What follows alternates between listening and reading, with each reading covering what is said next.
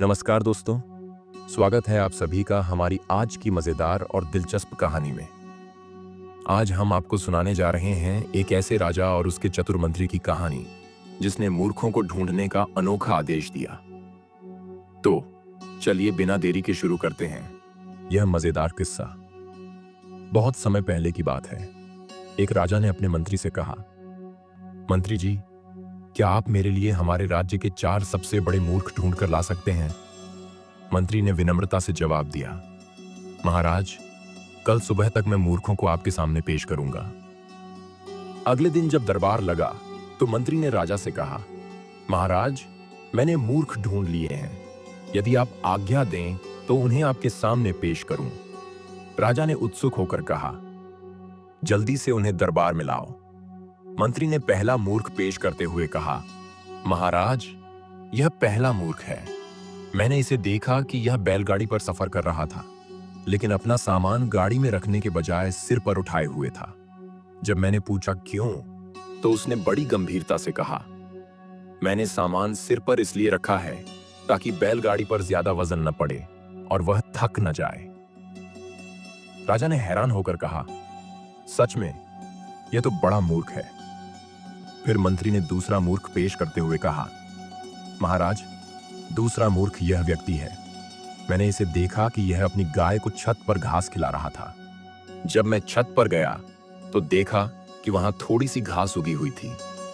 इसने गाय को छत पर ले जाकर वहां घास चराने की सोची, लेकिन घास काटकर नीचे नहीं ला सका। बताइए, जो इतना आसान काम नहीं कर सकता वो मूर्ख नहीं तो और क्या है? राजा मुस्कुराए और बोले, बहुत अच्छा। अब तीसरा मूर्ख कौन है मंत्री जी?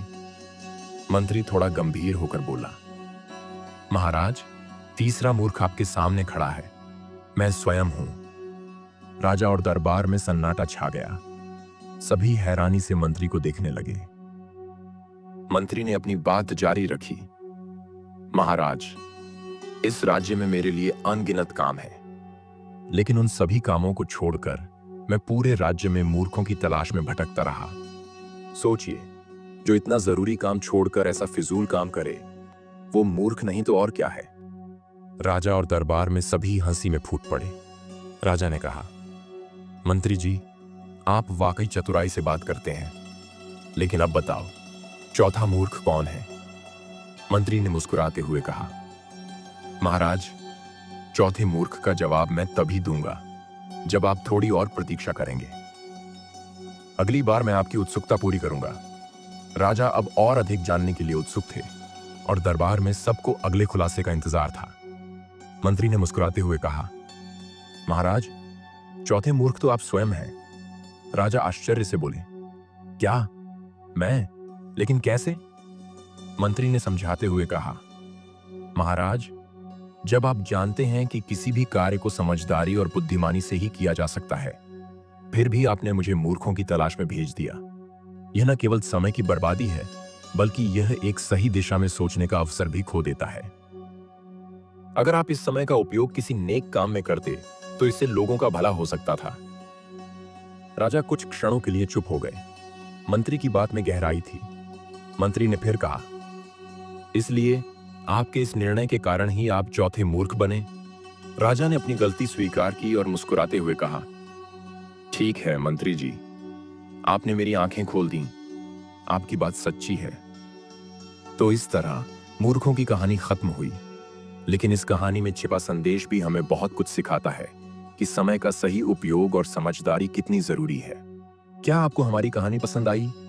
अगर आपको यह कहानी पसंद आई हो तो इसे अपने दोस्तों के साथ जरूर शेयर करें और हमारे चैनल को सब्सक्राइब जरूर करें और नीचे कमेंट्स में बताएं कि आपको यह कहानी कैसी लगी। आज के लिए बस इतना ही।